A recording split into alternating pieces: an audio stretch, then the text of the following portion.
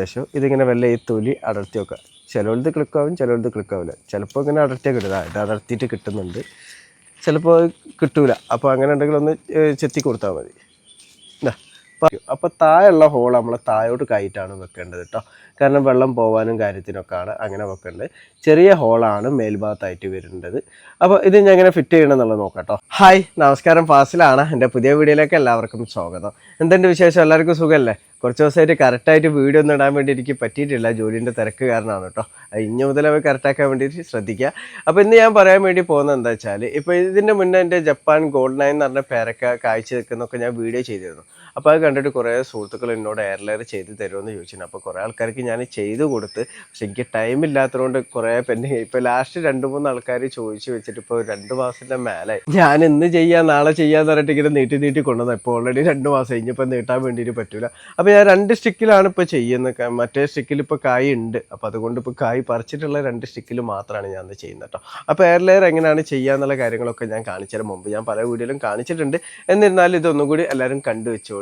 അപ്പോൾ വീഡിയോയിലേക്ക് പോവാം. എല്ലാവരും വീഡിയോ മുഴുവനായിട്ട് കാണാൻ വേണ്ടി ശ്രദ്ധിക്കണേ. അപ്പോൾ ഈ ജപ്പാൻ്റെ ഗോൾഡ് 9 എന്ന് പറഞ്ഞ പേരയിലാണ് ഞാനിപ്പോൾ ചെയ്യുന്നത് കേട്ടോ. ഇതിപ്പോൾ ഞാൻ ഒരു കഴിഞ്ഞ ആഴ്ച ഞാൻ ചെയ്ത് വെച്ചതാണ്, പക്ഷേ ഒന്ന് മാത്രമേ ചെയ്തിട്ടുള്ളൂ. ഇനിയിപ്പോൾ ഞാൻ ചെയ്യാൻ പോകുന്നത് ഇതാ ഈ ഒരു സ്റ്റിക്കിലാണ് ഞാൻ ചെയ്യുന്നത്. അതേപോലെ തന്നെ ഇവിടെയുള്ള ഈ ഒരു സ്റ്റിക്കിലും, മറ്റേ സ്റ്റിക്കിൽ പേരൊക്കെ ഉണ്ട്, ഓൾറെഡി ഉണ്ട്. അപ്പോൾ ഇതൊക്കെ കായ്ച്ച് കഴിഞ്ഞതാണ്, കായ്ഫലം ഞാൻ പറിച്ചെടുത്താണ്. ഒക്കെ ഇതിൻ്റെ മുന്നേ ചിലതൊക്കെ ഞാൻ വീഡിയോ എടുത്തിട്ടുണ്ട്, ചിലത് പിന്നെ വീഡിയോ എടുക്കലില്ല, മക്കൾ പറിക്കുന്നതിനെ കൊണ്ടേ. അപ്പോൾ ഇത് നമ്മൾ എയർ ലെയർ ചെയ്യുമ്പോൾ ശ്രദ്ധിക്കേണ്ട കുറച്ച് കാര്യങ്ങൾ ആദ്യം ഞാൻ പറഞ്ഞുതരാം. നമ്മളെപ്പോഴും ഒരു സ്റ്റിക്ക് തിരഞ്ഞെടുക്കുമ്പോൾ ഓവർ കട്ടില്ലാത്ത സ്റ്റിക്ക് എടുക്കാൻ വേണ്ടി ശ്രദ്ധിക്കുക, എന്നാലേ വേര് നമുക്ക് പെട്ടെന്ന് വരുള്ളൂ.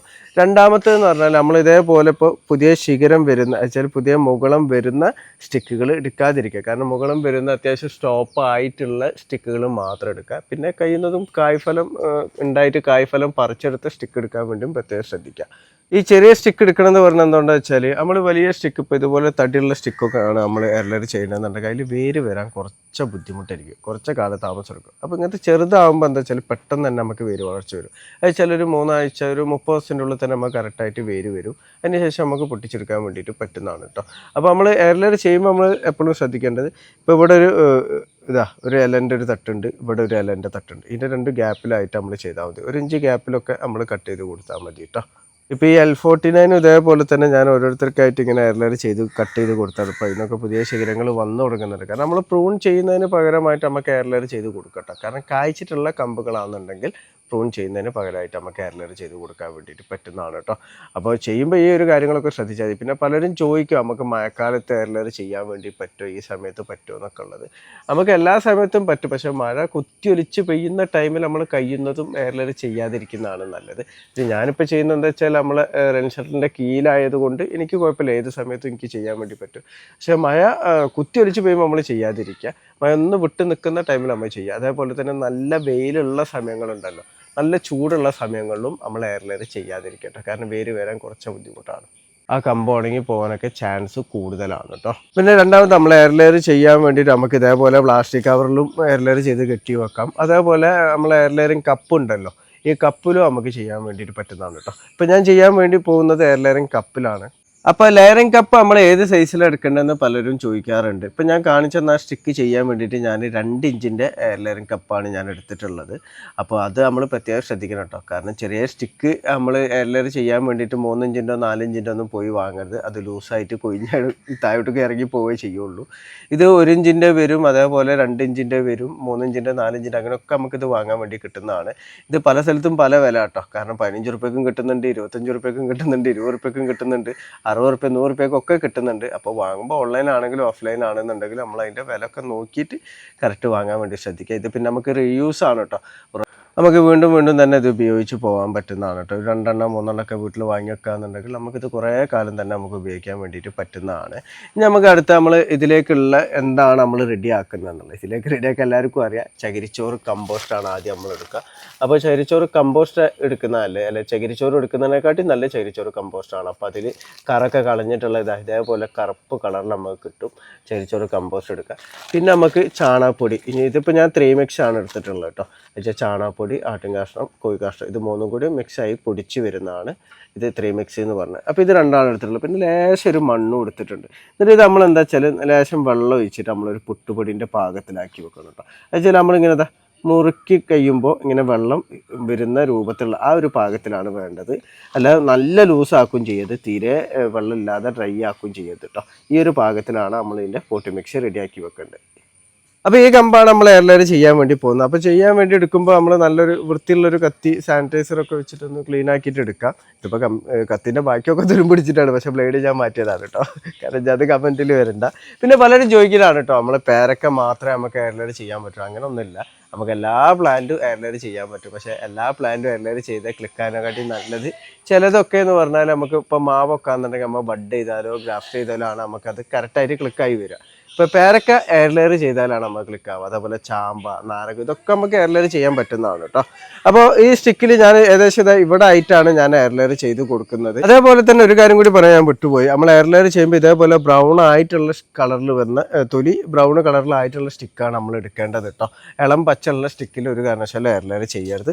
അപ്പോൾ നമുക്ക് ഇവിടെ ചെയ്യാം. അപ്പോൾ ആദ്യം ഞാനിവിടെ താഴത്തായിട്ട് ഒരു ചെറിയൊരു റൗണ്ട് ഇട്ട് കൊടുക്കുക. വെച്ചാൽ കത്തി കൊണ്ട് ഇങ്ങനെ വരഞ്ഞിട്ട് നമ്മൾ മേൽത്തൊലിയിലാണ് കേട്ടോ നമ്മൾ ചെയ്യേണ്ടത്. തണ്ടിൽ തട്ടരുത്. ഉള്ളിലെ തണ്ടിൽ ഒരു കാരണവശാലും തട്ടാത്ത രൂപം മേലുള്ള തൊലിയിലാണ് നമ്മൾ ഈ റൗണ്ട് ഇട്ട് കൊടുക്കേണ്ടത് കേട്ടോ. അപ്പോൾ കറക്റ്റായിട്ടൊന്ന് റൗണ്ട് ഇടുക. എന്നിട്ട് അതിൻ്റെ 1 ഇഞ്ച് മേലെ ഇട്ടാൽ മതി, കൂടുതലൊന്നും ഇടേണ്ട ആവശ്യമില്ല. അപ്പോൾ 1 ഇഞ്ച് മേലും അതേപോലെ തന്നെ നമ്മൾ റൗണ്ട് ഇട്ട് കൊടുക്കുക. ചുറ്റിലായിട്ട് വരഞ്ഞിട്ട് റൗണ്ട് ഇട്ട് കൊടുക്കുക. നല്ല മൂർച്ചുള്ള കത്തി തന്നെ എടുക്കണം. കത്തി എടുക്കുമ്പോൾ ശ്രദ്ധിക്കുക, കൈ മുറിയാതെ ശ്രദ്ധിക്കുക കേട്ടോ.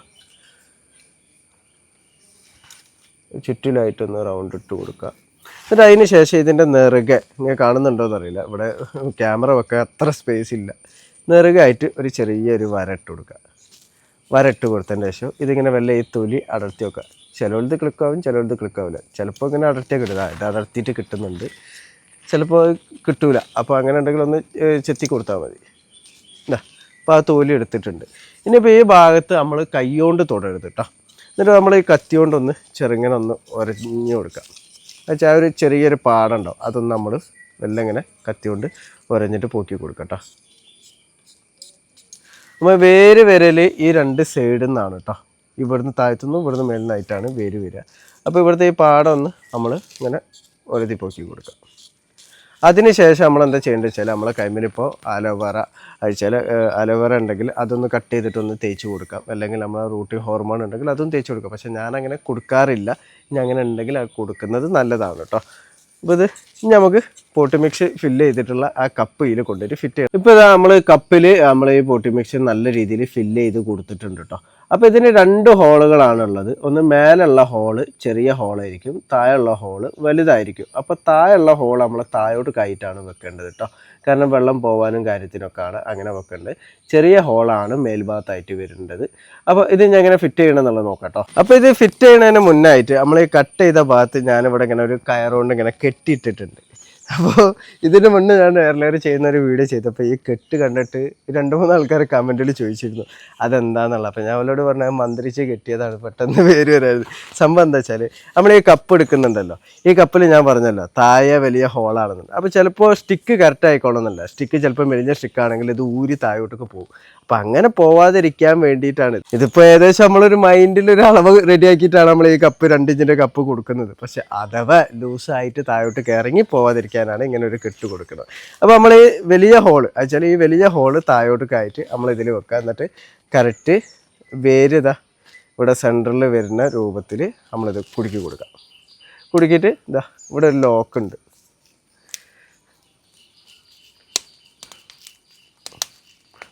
ആ ലോക്കിൽ ഇട്ട് വെച്ചേക്കണം. മൂപ്പര് അവിടെ നിന്നോളും. ഇത്ര ഉള്ളു പരിപാടി. ഇത് കണ്ടില്ലേ, നമ്മൾ കവറിൽ ചെയ്യാന്നുണ്ടെങ്കിലും അടിയിൽ നമ്മൾ നല്ലൊരു ലോക്കിൽ കെട്ടിക്കൊടുത്തതിൻ്റെ ശേഷമാണ് നമ്മളിങ്ങനെ ചെയ്യേണ്ടത്. മറ്റെന്താ വെച്ചാൽ ഈ പോട്ടി മിക്സിൻ്റെ ലോഡ് കൊണ്ട് താഴോട്ട് ഊരി ഇറങ്ങും. അപ്പോൾ വേര് വരുമ്പോൾ ചിലപ്പോൾ ഇവിടെ ഇരിക്കും വരിക, പോട്ടി മിക്സ് ഒക്കെ താഴോട്ടേക്ക് ഇറങ്ങി പോയിട്ടുണ്ട്. അപ്പോൾ നമ്മൾ കവറിലാണെങ്കിലും ഇതേപോലെ അടിയിലൊരു ലോക്ക് ഇട്ട് കൊടുക്കുക. ഇപ്പോൾ ഇതേപോലെ കപ്പാണെങ്കിലും അടിയിലൊരു കയറുകൊണ്ട് കറക്റ്റ് ലോക്ക് ഇട്ട് കൊടുക്കുന്നത് നല്ലതാണ്.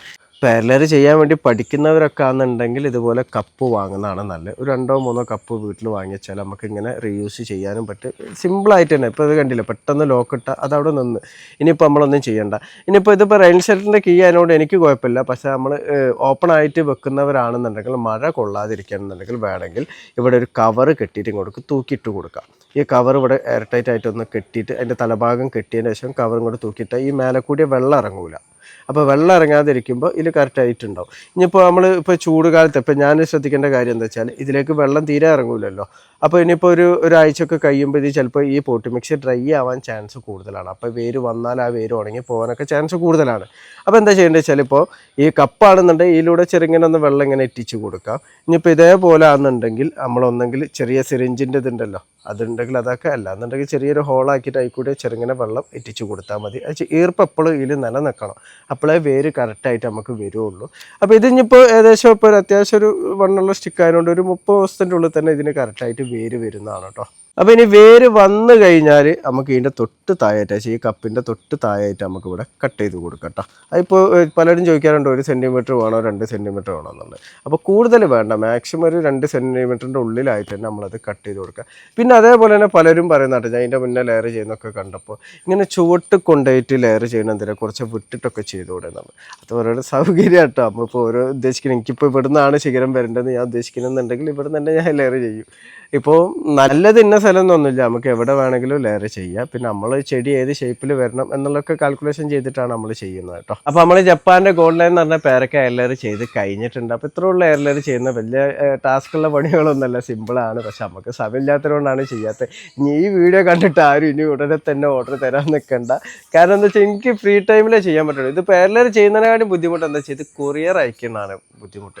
ഇത് പാക്ക് ചെയ്യലും കൊറിയർ അയച്ചു കൊടുക്കലൊക്കെ ഭയങ്കര ബുദ്ധിമുട്ടാണ്.